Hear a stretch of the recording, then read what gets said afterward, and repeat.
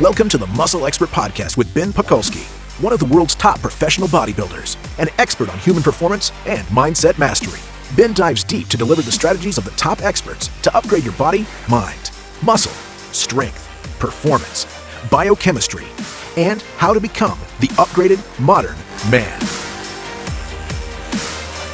Join us on benpakulski.com to learn the cutting-edge techniques to take control of your body, your brain, and create your greatest life. Hey, what's up, ladies and gents? Ben Pakulski, Muscle Expert Podcast. Today, we have perhaps the most extreme athlete on the entire planet. This guy has done something that nobody else has ever done, and probably nobody else will ever be quite crazy enough to ever do or ever attempt. Talk about feats of strength or endurance. Talk about feats of mental fortitude. I don't think there'd be very few things that compare ever in the history of man, or at least in the recorded history of man, and he may be able to tell me otherwise because I'm sure he's done some research into it. But James Lawrence has done 50 triathlons in 50 days in 50 different states. And that is absolutely ridiculous and commendable, James. Yeah, thank you. And just a point of clarification, so a triathlon is swim, bike, run. Yep. And I did the longest of the standard family, which would be the iron distance, which is a 2.4 mile swim, 112 mile bike, and a 26.2 run, which is the standard distance of a marathon. Full marathon, which is every single day for 50 days. So as I told you before we got on the call, I just finished reading your book, where James goes into every detail about this entire journey, from even before he decided to do it, why he decided to do it, and then the entire unfolding of the event, which is absolutely an essential read for anybody out there who loves to hear about why an athlete does what they does and what makes them tick. So, man, and what we can do is if we want to set up a discount code for your listeners, what do you want to use for the word, and we'll get anybody a discount that wants to get a hold of the book? We can do BPAK, BPAK. Okay, BPAK it is, and we'll give you guys a discount. Anybody that wants to order it, and you can get it on ironcowboy.com. Yeah, man, that's where I picked mine up. And the coolest thing was it came signed. So not that I'm holding you to that. All of my listeners don't expect you to sign the copies. Do you sign everyone's copy, man? So we have a limited run right now of hardcover, and yep. we are signing those. We're almost out of those, and as soon as those are out, we're going to go to a soft cover that won't be signed. So get them quick, ladies and gentlemen. Get them while they're hot. Man, so... you're a good Canadian boy, and I always love to talk to good Canadian boys. But let's, for those that haven't read the book or who don't know about your journey, man, it's a really, really fascinating journey. Can we talk about what happened before? What were you doing before this 50-50-50, and how you led down that path of why you wanted to do this? Yeah, I grew up in Canada, and it's cold. And so, it's interesting because you look back on it and you're like, why do people live there? And the reality is that we just don't know better, and we don't have any other options. And so we just do it. But like you, I went kind of sun seeking and found a good American girl, and landed myself in Utah, which I absolutely love it here. And I found myself, a couple small kids, married, and needing to provide a living for them. And, I got into the mortgage industry because it was booming down here. And in 2008, when the economy just hit rock bottom, it impacted my industry the hardest. It impacted everybody, but it was a direct hit to what I was doing. Yep. And we lost everything, like a lot of Americans, and even Canadians for that point. Canada's going through a rough time right now. What we did, we lost everything, and it was actually a blessing in disguise because it gave me the opportunity to hit the reset button and kind of go after a dream and a passion of doing something different that was for me, and we could involve it with charities and just kind of rebranded ourselves and went after something that was kind of unimaginable. Now, one of the coolest stories you had in your book was the Ferris Wheel Story, and I'd love for you to share that because that really gives an insight into your mentality and why you succeeded at this. Well, you looking back at anybody's life or journey that is on a journey that is taking risks and some chances, you look back and there's turning points or pivotal moments in your life, and the Ferris wheel was a massive turning point for me. And I kind of talk about, because I speak from stage, and I like to talk about not being so rigid with your plan, and kind of just going with the flow of things, kind of knowing the destination you want to go, but being a little bit open on how the path is that you're going to get there. And for me, an opportunity came in Calgary, where the Calgary Stampede, one of the biggest rodeo stops in the world, was putting on.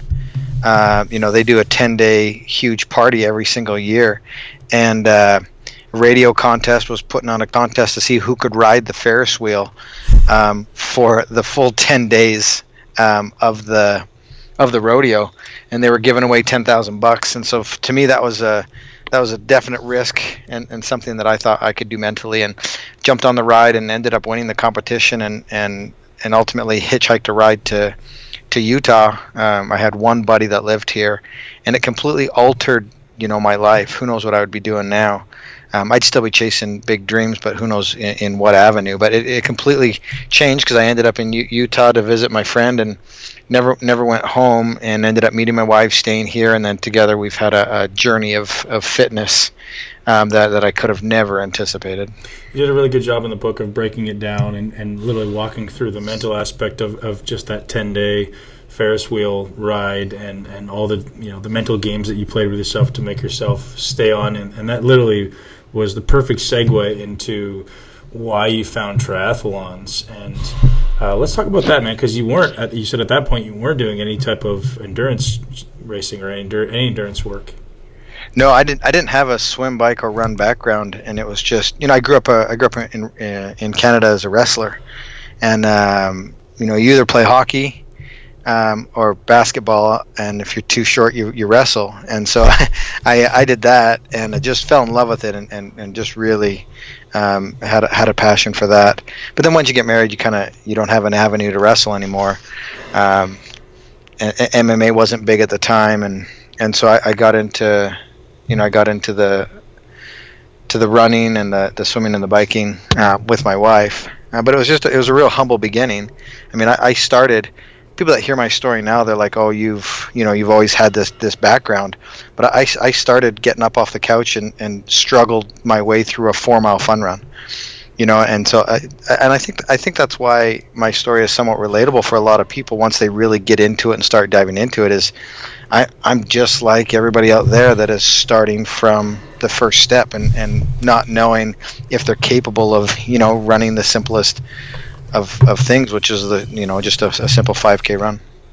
And amazing. So your journey from what you say is not being able to at least easily run a 4-mile run to deciding to attempt an iron distance triathlon. Can we talk about how that happened? Because you tell in the story in the book, and that's a really great story. I don't want to just kind of glance over that, because you just literally did one and then decided, hey, I'm going to do this really cool thing. So I want to hear your side of it.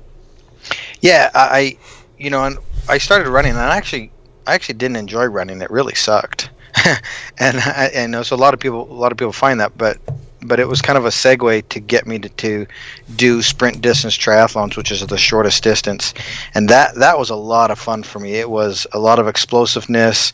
I was learning how to a new skill of being on a bike, and I was learning how to swim, and so I really liked the aspect of there being swim, bike, and run, 3 different sports to kind of master, and I really gravitated towards cycling, and just the triathlon and the short explosiveness of it, and I really did that for quite a few years, just really developing that skill and learning the sport.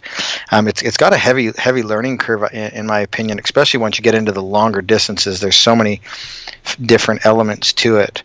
Your sprint distance racing is going to be very different than your strategy, your technique, and your training for an iron distance. And so I really took my time and evolved through the distances. And then just all of a sudden in 2008, I felt like I was ready, and I did an iron distance race in California, and just loved it. I loved the challenge of it. I loved the endurance. It had a strength component to it. You really had to dig deep mentally. There were so many components that made it difficult and rewarding once you did it. And then it's just, it's kind of addicting. You do something like that and you look back at your day and you're like, ooh, I could have been, a couple minutes faster here, a couple minutes faster there. And then, once I got competitive at all of the distances, then I was like, you know what, I wonder what I can do to raise money for charity, because it was after we lost everything in 2008. And then I just started racing to raise money for charity with half Ironmans, and completely by accident broke the world record for the most half Ironmans done in a year. And then I was just sitting there with my wife, and I was like, I don't really want to be the half Ironman world record holder. I wonder what the record for full Ironmans is. And then ended up, going after that and intentionally trying to break that record, and we did. And then really, what's that record, James? It was 30 Ironmans, 30 official events in 11 countries, and we did that in 2012. And just at the end of that, I always want to push the envelope as far as mental and physical limits is, just me personally. And kind of once I finished the 30, I looked back and I'd won 2 events, placed second 5 times, and my body just really adapted to doing an Ironman every single weekend in these events. And I just knew that wasn't where my journey ended. And there's a guy in the running industry. His name's Dean Karnassus, and he's had an incredible journey in endurance racing, and his story is really, really cool as well. But he kind of made a career for himself, and he did 50 marathons in 50 days in 50 states. And so I thought to myself, man, wouldn't it be cool if I could pull off an Ironman every single day in 50 states? I wonder what that would do for kind of a career and making this a brand and raising money for a charity. And I was like, yeah, we've got to do that. And for me, I mean, obviously it's completely nuts and batshit crazy. But looking at where I was, it was the next natural step or progression in what I was doing. Now looking back on it, we were completely nuts. Right. You're like, yep, you are. Yeah. But I think being a little bit naive and having just an incredible passion and desire for something, you can achieve just these unbelievable things. I think just a little bit of naivety and the unknown is somewhat of a blessing in disguise, because it almost gives you this cloak of invincibility. I think a lot of times when you I think not knowing is a blessing, because I think had we known what it was going to take, I don't know that we would have done it. I completely agree, man. Ignorance is amazing, and I think in reality we pigeonhole ourselves into these limitations that we build around ourselves. And I've recently talked to a bunch of Navy SEALs about the 20 times principle, and they say you're capable of 20 times what you think you are, not 20%, 20 times.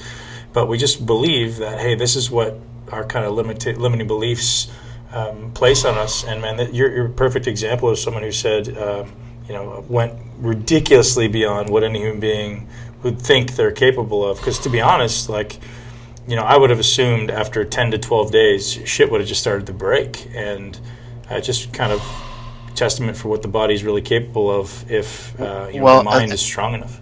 Yeah, and that's what it was amazing, because shit did start to break. Yeah. Day 5 we started to break down and experience things, but that's what's amazing is that's when people quit, because the mind and the body weren't in alignment at that point. And it takes a lot of time. When things get real, that's when people quit, right?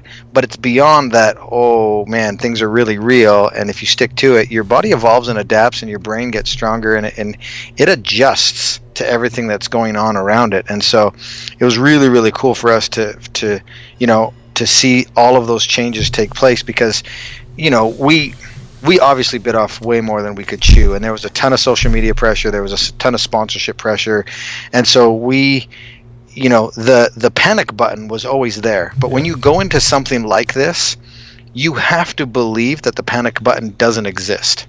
And I think that's the true sign or symbol of someone who really is going to go find their mental and physical limits, is when that to me is true mental strength, when the panic button is sitting right in front of you, but you can't see it. It doesn't even exist. It's like, I'll never compare myself to a war situation or prisoners of war, because they didn't have a panic or escape button. They had to survive. Yeah. And I think we, those guys truly defy logic and what the mind and body is capable of. But when that panic button is in front of you and you have an out, that's when I really think you grow as a person, because you chose not to push the button. You chose not to take the easy way out. You chose not to give yourself the excuse. And so I love when people put them through some type of challenge and there is an out, and then they don't take it.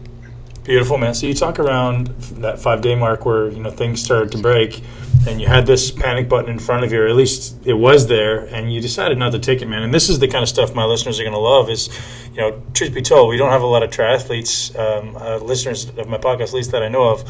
Although I'm starting to train for one now, which is a different topic. But I think it'd be very interesting to hear what was going on in your mind, man? Because, every day we face these challenges, whether it be just a day-to-day workout or whether it be the day-to-day bike ride that you do or a day-to-day run. And every day there's these challenges that go, man, I just don't feel it today. I feel like shit. I want to go home. And everybody goes through that. What's the breaking point for you, man? Why does it not exist? Yeah, and it's 100% a choice, because it's a choice and a decision, and everybody, we're all human, and we all have these experiences where we don't feel good or we don't want to, and it's just a matter of deciding to go all in. And once you truly make the decision to go all in, then it's a matter of forming enough belief and conviction to push through it. You've heard people say, what's your why? What's your reason for doing something, right? Yep. And your why is very important, but I think there's a huge component of that that's missing. And for me, I want people to understand that you have to pick a goal that scares you. And for me, it was to the point that it scared me, but I was naive enough to make it, and then I was ridiculed for it and made fun of. And so I knew, okay, this must be real, because I'm being attacked for having a goal like this. And then. So you're ridiculed for the 50-50-50? Yeah. Oh, absolutely. Really? Yeah, just because it was so above what had already been accomplished, people couldn't wrap their minds around it. So they were saying, what, you're trying to be sensationalist, or what was their argument? No, just that it's impossible, that it's not achievable, that I'm going to die. I mean, physicians straight up told me that we were going to die to attempt it. Just logistically, it's not possible. Physically, it's not possible. All of these things that we weren't going to be able to control. And so, and really, and I forget the original question, but really that's why we had no support when we were doing this, because nobody wanted to associate themselves with a failure, because it was so impossible. So we got very little support going into this, and even the support that we got from sponsors, they were like, yeah, we're going to put our name on it, but we don't think you'll do all 50, but you'll get far enough that we'll associate. I mean, I literally had sponsors that backed me that said, we don't think you can do it, but you'll get far enough. Wow. So the question was, how did you overcome that original, inevitability that everyone quits at some point? Is just you just blocked it out of your mind? You said, no matter what happens, I'm going to do this? Because even in your book, you talk about times where, you're just like, F this, man. You're falling asleep on your bike, literally in the middle of a ride, and you crash and you hurt yourself, and you get up and you keep going.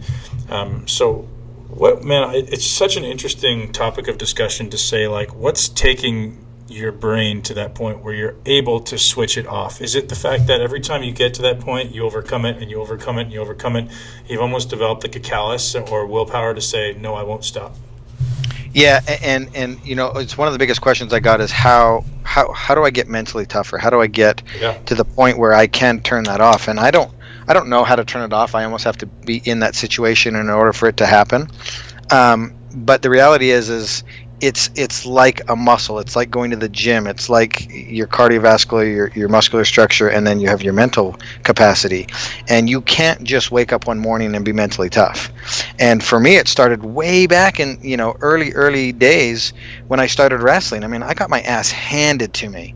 And every time I'd get back up and I'd figure out how to overcome that. And every time I'd lose, I'd get stronger mentally. And then, fast forward to the Ferris wheel, learning how to control my mind for 10 days on the Ferris wheel, and then learning how to get through the first world record and then the second world record. And then all of those things led me to the point where I could even conceptualize and start to take on the 50 Ironmans. And I think that's why we were ridiculed so bad, is because from where I was literally sitting, it was logical. Because of everything and past experiences, but the guy that I was, and the guy that was looking at it, had either done one Ironman or was sitting on the couch and can't run the 4 miler like I couldn't. Right. He's going, no possible way. And so, right. and that's what's beautiful about life, is its perception, right? So perception and where you're sitting is very important to any conversation, because for me, it was reality, it was real, it was the next step. But for somebody else, their perception on it is totally skewed because of where their personal journey is. Perception has everything to do with an individual's journey and where they're sitting. Absolutely. Man, fascinating. So I just pulled up your website, and I'm looking at, you've got some really great data, and even things like your mental state and your physical energy, all tracked in your website. So I'm definitely compel people to get over there and check this out. But I want to walk through, your high points and your low points, particularly your low points on this journey, man, because some of these triathlons are substantially longer, and I know you talk about having to. I don't want to give away the things you overcame along the way. I want you to talk about it, but I know you had to overcome some absolutely ridiculous injuries and some ridiculous circumstance. So, talk a little bit about some of the hardest times in this 50 days, man, because I'm flipping through your site, and I've got some Ironmans that are 17 hours. I got some that are 12 hours, 17 hours of work, and you sleep 4 hours, 5 hours. You get up the next day and do it again. Where's your head? Yeah, we touched on it earlier about when the mind and the body come into alignment, and that's when things become bliss. And for us and as a team, the support crew and me as an athlete doing it, that didn't happen until Ironman 30, day 30. Wow. And I can't imagine many people, going 2 mile 30 to get to the point where an Ironman is now routine, and you figured it out. I mean, every single day we were dealing with different struggles and obstacles. I mean, that's why. I mean, that's what made it so special, and kind of the perfect storm is we became master problem solvers, and we figured out how to do that.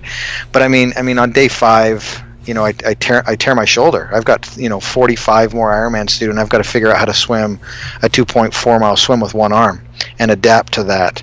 A very difficult stretch was 17, 18, 19, and even a little bit before that, we were chasing a Hurricane Bill, which caused a ton of problems for us. I lost all the toenails on one foot, and the nerve endings were exposed, making it extremely painful to run. I talk about it in the book, and I describe it as every step was like a nail gun was being shot through my foot. And then day 18, averaging 4 hours of sleep a night, you just have no chance to recoup. And day 18, I fell asleep on the bike. You lose concentration for 3 seconds, and you fall asleep and you crash, and now you're dealing with that trauma. And it's in those moments where it's like, okay, I have to make a decision. I've got 80 more miles to go on day 18. Do I get back up on my bike, or is 17 consecutive Ironmans good enough? And it always came down to, I said I was going to do 50. Oh, I remember the tail end of that question. We were talking about your whys. Mm-hmm. And we were talking about how when your goal is so big that you get made fun of, then you're in the right space. But if your goal is big enough and the journey is challenging enough, you should be scared. But one why is never going to be enough. And a lot of people talk about find your why, find your why, find your why, and you got to find 20 whys. And when you're doing 50 Ironmans. Yeah, well, anything that's big enough that scares you, you need to have 20 whys, because one isn't enough. Because when I fall off my bike on day 18 and my hip is instantly swollen, and my feet are killing me, and I'm exhausted, and I'm averaging 4 hours sleep a night on 10 to 12,000 calories a day, and I'm struggling to function, and and you pull out your one why. no, that's never, Right. it's never going to be enough. Right. And so you got to reach in and pull out a second one, a third one, a fourth one. And I believe if you have 20, you're well armed enough to take on any goal. But if you have a big enough of a goal and you only have one why, you need to hit pause, and you need to sit down and do some self-reflection and really start to pull out all the reasons, because when it gets real, you're going to need to put more than one of those suckers together in order to get back on your bike 80 more miles that day, slam yourself in the back of a Subaru, drive to Mississippi, and get up the next day and do it again. Now, you just say that like it's no big deal. At that point, you're looking at like, okay, I've done 17. I'm doing pretty good, but I have 32 more of these things to go.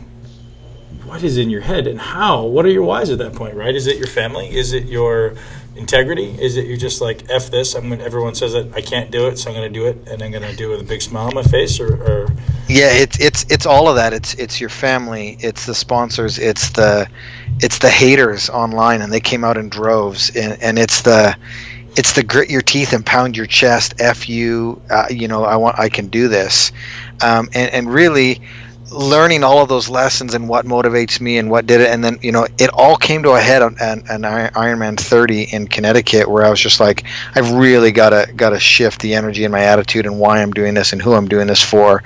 And as soon as I had that mind shift to change it from I'm going to prove you mother effers wrong to, you know what, I'm going to prove me right. I'm going to prove to me that I can do this. And everything shifted as soon as I made that choice and decision. I talk about 10% of life is what happens to us, and 90% is how we choose to react to it. And it was in that moment, I'm laying on the side of the road, like literally in the fetal position in Connecticut, and I'm like, I can't do this. I cannot do this anymore. And I'm like, you know what? Yeah, I can. I can concentrate on the next step. I can be so very present. I don't have 20 more to go. I have the next step to take. Mm-hmm. And as soon as I became so hyper-focused, I knew, and now I call it the power minute. I knew that I could be perfect for 60 seconds at any given time. And for me to be perfect for 60 seconds was achievable. And even once I've got 20 to go, right? And my brain I couldn't process 20 more Ironmans at that point. It was mentally overwhelming, and it would shut me down. But I could handle anything in single digits. And so when I had like 18 to go, I had 9 to go to 9 to go, 9 more to 9 to go, yep. 8 more to 9 to go, and then I would start playing with numbers, and then once we got 11, I'd be like 2 more to 9 to go, and then we started on the countdown, because mentally I could process single digits, and to get to single digits, I could process the next step or the next stroke, and I had to be the crew had to shut me off from everything that was distracting, and I had to focus on just taking the next step. And what's amazing, and it's totally mind-blowing the way the mind and the body works once you put all of the right keys to it. My times over the last 20 of the 50 were faster than the 30 before it. Right. And so not only did we achieve it, we increased the physical performance once the mind and the body align themselves. But 99.9% of people would have quit before Ironman 30 before they experienced bliss to where an Ironman was routine. And on my last Ironman, I did an 11:32 Ironman, and we dipped below 6-minute miles for the last 5K. It was just crazy. Man, I love that you say this, because you're so into the fitness industry as well, just like I am, and you see all these people out there claiming to be working hard. And the reason I'm so excited to have you is this is just a massive paradigm shift for people, to make them realize that what they're doing on a day-to-day basis is so insignificant to what they're capable of. And this is the biggest eye-opener, and why this is such an important conversation for you to spread with the world, to share with the world, is when your mind says it's hard, like you say, your perception has to shift. And I always say, when things get hard, when you're at the deepest depths of suck, smile, because that's when you're becoming a better man. And I think that, man, you're the perfect poster boy for the upgraded man. Well, I keep getting taught the same lesson, and I believe we go through life and we all have to learn the same lessons. And until we learn the lesson, we're going to keep getting put in opportunities or where we get to learn that lesson. But even after the 50, this year I had an awesome year where I got to take my mountain bike to Mount Kilimanjaro and climb to the top of 20,000 feet on my bike. And then I ran 235 miles across Greece, and then I did 4 of the extreme Ironmans across the globe. But when I was on Mount Kilimanjaro, climbing the mountain on my bike, I was, it was so hard and challenging. Every boulder pissed me off, and I just couldn't get a clear path, and I was only going 10 feet at a time, and I was getting short on oxygen, and I was just grumbling, man. And then we were at the base camp at 12,500 feet, and this group had come down from summiting the day before, and there was a girl in it, and she had one leg, and I was like, holy shit, I am pissing and moaning about a little bit of oxygen, and chick doesn't even have a leg.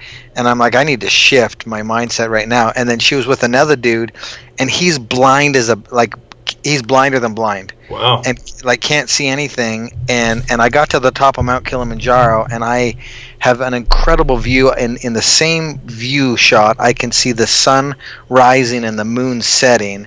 And I'm just like, holy cow, these are the types of things I get to experience. And it goes back to 10% of life is what happens to us. 90% is how we choose to react to it. And I had a massive mind shift again on the mountain. And I was like, I get to experience this mountain right now, and I can choose to be pissed off and grumble about that boulder, or I can absorb all of the energy and completely and take in this unbelievable experience. And I'm so grateful that I ran across those people, and that had those unfortunate things happen to them, but they were living life, and I loved that I was able to have that mind shift, and I had a completely different experience after that. And I celebrated every 10 feet that we made, and I embraced the mountain. We started singing with the African people, and it was just an amazing experience to climb Kilimanjaro on a mountain bike, and it was a shift of an attitude, and it no longer became a grind. It became a celebration and an adventure. Dude, I absolutely love that, man. That's absolutely perfect. You just to make people realize, man, smile. Like, you're on Mount Kilimanjaro, you're doing one of the coolest things. Most people will never get the opportunity to do that, nor will they even be capable physically and mentally. Man, that's such a great lesson for people out there to hear. I want to, get back to this 50-50-50, and then I want to come back to Kilimanjaro, because I know my demographics will be very interested to hear, how the heck did you nourish yourself? Because without a shadow of a doubt, you need 10,000 plus calories a day. How are you nourishing yourself while effectively competing in a triathlon for 12 to 17 hours every single day? Because did you stop to eat? Did you eat on the bike or when you're running, or what did it look like? Yeah, we couldn't stop moving, and so I was always consuming. We were always up against the clock because we had to get to the next state, And the longer I braked, and the crew was very good at trying to keep me moving, because at that point I'm trying to find every excuse to stop moving, and also if I stopped moving I'd fall asleep. But yeah, consuming, and we were caught between a rock and a hard place, because we did this journey. We partnered with the Mi40 Foundation, and we did this journey to raise money for childhood obesity. And one of our main focuses was clean eating and real food and all of that. And so it would have been insanely hypocritical to go out and just pound, insane amounts of garbage to fuel my way through this. And so we did the best job we could, and consumed a lot of clean food. But that means eating a ton of food. But we did a ton of potatoes, a lot of eggs, a lot of avocados, a lot of nuts, a lot of high fat foods. And like I said, we were doing it at 10 to 12,000 calories a day. But my engine was burning so hot that I could consume anything. I got down to 4% body fat, but I maintained my weight, and so I just had a composition change in my body. But this is something that the general masses I try to convey if it comes up, and this is the only time I encourage people to try to achieve mediocrity or a B+ average. And what I mean by that is, I'm sick and tired of people crash dieting and then turning themselves into a dumpster fire, because what they do is they get motivated somehow, whether they hear something or do something or something sparks and they want to make a change, and they go online and they just pick the most ridiculous, challenging diet to do, and they nail it for 20, maybe 30 days, but then they make a mistake and they just turn into a train wreck for 6 months and reverse everything that they did, screw their metabolism up and everything worse than it was, and they go through this cycle of 30 days on, 4 months off, 30 days on, 4 months off, and then they look back on the year and they're like, why the hell am I 15 pounds heavier than I started? And I really want to encourage people, just that the key is get up as fast as you can once you stumble, because it's okay to stumble. We're all going to do it. Nobody's perfect. And really, if you can look back on the year and have averaged a B+ or an A-, you're going to be so much further ahead than you would if you do the perfection dumpster fire model. It doesn't work, and it just screws you up more than it helps you. And so I really encourage people just to, forget all of these ridiculous crash diets and all these ways of eating. Eat real food. Eat as much of it as you like, move your body, and be consistent with it. And when you do slip up, because we will, we're not perfect, and we live in a society of social events and things like that, reward yourself. It's okay, and just get back up on it the next day and keep moving your body and eating good food. I completely agree with you. And food's become a reward system, especially in the fitness industry, where people think, I've done really well this week or this month, so I'm going to go reward myself. And then it becomes a slippery slope of addiction and binge and purge style eating. And it's so prominent that it's almost, the industry just needs a huge paradigm shift away from, I honestly try to dissuade people from competing in events like bodybuilding and fitness who aren't really, really strong mentally, because it always ends up being this inevitable binge and purge mentality where I'm going to train really hard and I'm going to eat like crap to reward myself for this week or for this competition or whatever, and then develop such a negative paradigm around food. Whereas, like you say, man, you're just eating good quality food. You're eating to be healthy and fit all the time. You're eating to fuel your body, and you have a great, healthy relationship with food, and everyone absolutely needs to hear that. Yeah, I agree. So looking back, man, I want to look at some other things that you did to mitigate inflammation and recovery, and IVs, and I see here with the Normatec sleeves, and you had to have been doing something. I mean, was it everyday IV? Was it oxygen therapy? Was it was there supplements? Was there like a ton of caffeine involved? Like, I'm looking for the strategies, or is it just like, hey man, I'm taking my balls out of my purse today and I'm going? Yeah, I call it I played my man card for 50 days. But everybody wants to know kind of the one thing that I did, or what's the one thing you do for recovery, and there isn't one thing.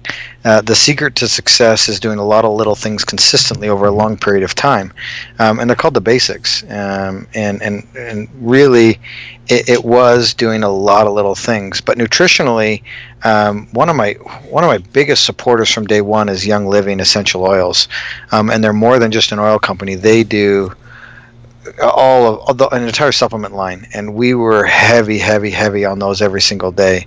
I think that was a big contributor to us feeling the way that we were feeling and helping my body recover.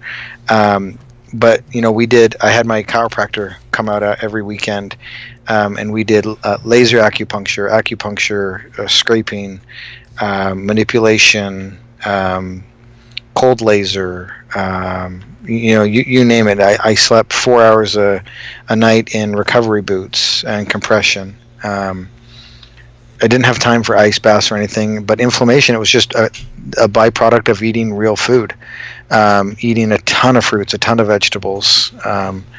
We've got pictures where I'm eating trays and trays of just good food that combats all of that stuff. And yeah, there was a healthy dose of caffeine. I would probably have at least 2 monster proteins that have caffeine in it. That was kind of kept me going, or waking me up. But it was just anything that we could do, all the little things, we did as much as we could.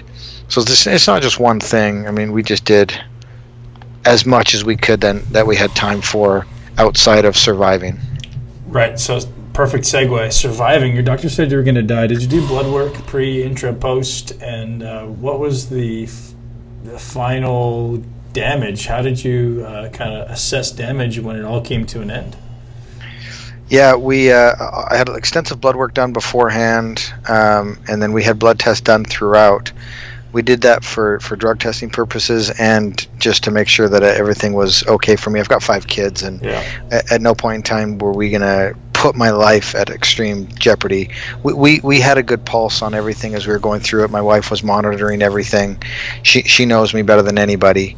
But yeah, my one of the biggest concerns was my heart rate got so low that it wasn't.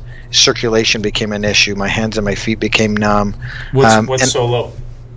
During the bike portion, I would sit around 105 beats, and during the marathon portion, maybe 114. And then my resting heart rate was well into the 40s. Late into the journey, I mean, they would try to draw blood from me, and we couldn't even fill up, the vials because the beat wasn't pushing out enough force to fill it up, and so it became difficult to draw blood. And that's when we knew that we were getting close to that. Were you consuming a lot of sodium for that reason? We had a mixture that we would put in my drinks that did have a high sodium count, high sodium, high potassium, high magnesium, and we did some saline bags, but not a ton of them. We didn't start until day number 8, and the only reason we did those was because I got so behind with.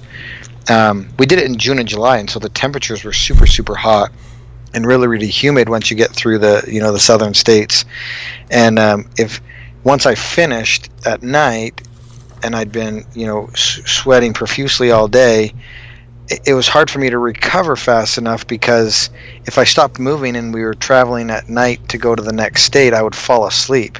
And a lot of times they would leave me food and my drinks that I was supposed to drink, and I'd wake up in the morning and I'd only taken 2 sips because I'd literally have fallen asleep. Right. And I would wake up in the morning starving because I didn't get an opportunity to eat the food I was supposed to eat, because the crew was doing all of the work that they needed to do to get us to the next state. And a lot of times the motorhome with the kids and stuff left before I did, because I was finishing late at the night and the motorhome traveled much slower. So yeah. So I'm flipping through your book here, man. There's tons of pictures of all the meals you're eating, all the people that came along the journey. And I think that may be the most compelling part of the journey for all the listeners, is to go out and actually get this book and look at all the people that came, selflessly gave their time and wanted to be part of your journey. Can you talk a little bit about some of the unique people that came and met you and cheered you on? Yeah, that was one of the most surprising and unique and humbling aspects of it, was the amount of people that eventually ended up rallying around us and showing up in every single state, and the emails that we still get today of the people that we impacted and the changes that they've made. And I think that it's one of the things I like best about the book, and I could write a second book on all the other people, but I love the stories that went along with the journey and the impact that we were able to have. It's just, I call it Ironman kind, and it just has reinstilled my belief in kind of people rallying around a cause. Because in the news you hear all of the negativity and all the things, and you start to think that all of humanity is a pile of poop. But the reality is there's so many really good, cool people out there, and they came out, and the support that people gave us, we really became dependent out of necessity on these groups of people that we called them ambassadors, and they would literally volunteer, and they would put together the entire day for us. And our days became so chaotic, and minute to minute we didn't have time to shop, and people would bring us food and have activities for the kids and send us with food. And people caught wind that our generator and our fridges had broken in our motorhome, and so we didn't have any way to store food, and so it was just unbelievable. People really came out and supported, and we really wouldn't have been able to accomplish this without that massive nationwide team effort. With all the food you're eating, did you get sick? Like, there's one pic in here where you're sick in Hawaii after the marathon. I'm guessing you're consuming all this food while you're doing all this physical exercise. How'd you feel? Yeah, so it was unique. You don't think of a lot of the different elements that go into training and preparing for this. And one of those things I had to do was train my body how to eat food while moving. Yep. And so it was part of my training regime that I would consume while doing these 8, 9, 10, 11, 12-hour training days. And I got very, very good at that. The only reason I got sick in Hawaii was heat exhaustion. The first time that my body races in humidity and heat, it kind of freaks out a little bit, but then it's fine. And so that was really the first exposure. Hawaii was super hot that day. I mean, we're talking June in Hawaii, humidity, and my body's just getting adapted to doing this. It's the beginning of the journey. And so, yeah, I threw up violently at the end of that one, but that was the only real time. And that was another complete miracle on this journey that I didn't have. I mean, everybody on the crew got sick. I mean, throwing up, and I mean, we're in close proximity in the motorhome. Something was going to go wrong, and I never got sick, which is completely mind-blowing. And again, I give a lot of the credit to the Young Living product line, but it was amazing, because when you're doing an Ironman, your body is so susceptible to, your immune system is just attacked and shut down, and you really open yourself up to anything that's out there. And the fact that I didn't get sick again goes to show the power of the mind. And when you make a decision, have enough belief and conviction, and go all in, it overcomes a lot of the obstacles that would normally be just an excuse or a reason to not continue to do what you're doing. What was your first meal when you were done? So there's actually a picture here, but I want you to... Yeah, with my buddy Garen. Yeah. The first meal was at the finish line that I had at the actual event site was a Costa Vida 2 chicken enchiladas from a restaurant. Was that your request? Was it what you were craving, or you just kind of had what was the first thing you saw? No, that was a request. What I was craving. It is one of my favorite places to eat here locally. We did finish in Utah, and a lot of my training was that food, and so it was kind of, that emotional connection to being home, to having that. And so that was one of the first things that I had once I finished. But then a couple days later, once I woke up, we had my best friend Garen, he loves to cook and do barbecues, and so that plate that you see was kind of my final finish meal. It had steak and chicken and some shrimp and grilled asparagus and some real good food. How many days of recovery did it take after this thing was done before you felt like a normal human being again? You're assuming today I feel like a normal human being. I still deal with a few things. I don't have my athletic self back. It's been an interesting 2 years. Really? With recovery and building the speaking portion of what we're doing and the coaching side of things. And explain that to me, James. What do you mean you don't have your athletic side back? Well, we did a ton. You start to go long and do these endurance feats. It's really damaging on the body, and your cortisol levels are through the roof, and it really messes with your hormones. And for me, I decided this year that I'm going to take the next couple years and really get back to power, speed, explosiveness, and get that athlete back. I've gone too far away from it. And I really enjoyed that aspect to it. So everybody's, they get into, or they see triathlon and they're like, I have to do an Ironman, and there's so much fun and difficulty and whatnot in the short distance racing of it. I mean, you look at the Olympics, that is the Olympic distance. I mean, that there's got to be something said about the difficulty and challenge going all out for 2 hours. I mean, you've got to pin it for an hour to 2 hours. I mean, that's a different kind of racing, and I've really missed that aspect of it. I've done enough long enduring and figuring it out. I'm looking to go back to kind of the grassroots and where I began, and I'm really excited next year to kind of dial it back in and get some explosiveness back in and get back to being fast. So you have seen some lasting detrimental hormonal effects. Oh, absolutely. Yeah. We're still working with that, and we're trying to get those changes with, good diet and clean food and back in the gym and things like that. Fascinating, man. That's an interesting road. Have you done any inquiries into like telomeres? Are you familiar with telomeres? I don't know what that is. So telomere is the end of a DNA strand that is now correlated with the length of your life and longevity. And I'd be very curious to see, and it's something you can change. You can lengthen or you can shorten according to nutrition and stuff. And that would be something you may want to look into, man. It's like a definitive way to quantify, hey, am I actually doing something to obviously improve quality of life, but improve quantity of life as well. And telomeres is the only scientific definitive way to actually determine. They say you can determine how long you're going to live. Yeah, that's super interesting. I'm going to look into that for sure. I've had some genetic testing done.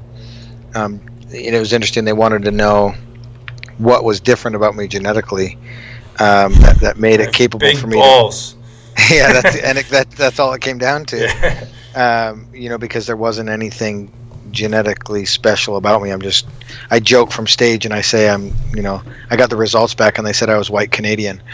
But really they couldn't measure, my mind. They couldn't measure my heart. They couldn't measure passion and desire and commitment and all of those things. And so it'd be interesting to take that test that you're talking about and see what the damage is now, and then as I make key changes and get back to a different style of racing, what that does to those markers. Sure, definitely something to look into. So James, one of the things that I love about this interview with you is everything you said so far has been we. You've never once said I.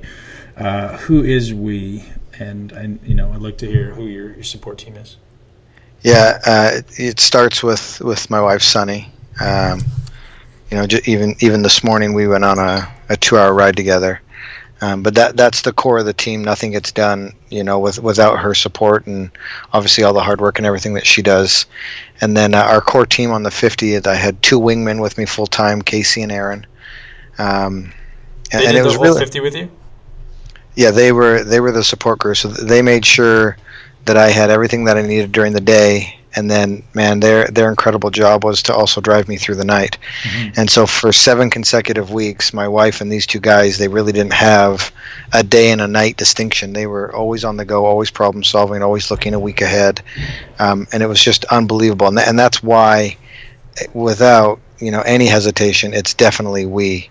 There's no 50-50-50 without my wife and these 2 other guys. It just doesn't happen. It's not possible.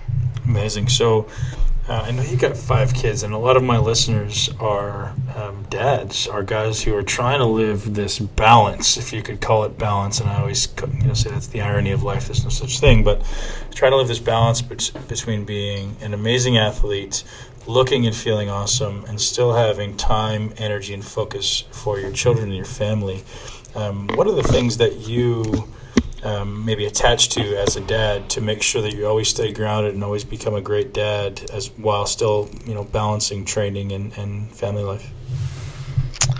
Yeah, this is a question that comes up a lot, and this is where my wife and I struggle with kind of mindset of individuals that are either making excuses or whatnot, because everybody always says I don't have time for X, Y, or Z. It takes away from X, Y, or Z. And yeah, the reality is you do have to sacrifice some things in order to accomplish other things.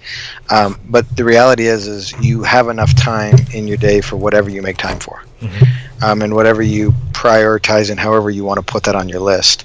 And you have to sacrifice one thing or another to achieve one thing or another. Well, my wife and I have this conversation all the time of individuals that are either making excuses, but you truly do have enough time in a day for what you make time for. And it's just a matter of being organized and attacking things in an appropriate time. If you want to sleep more, you're going to sacrifice something in order to get that sleep done. If you want to spend more time with your family, you're going to sacrifice something over here. And different times on your journey, that sacrifice and task list is going to shift depending on where your priorities are. I mean, I had to almost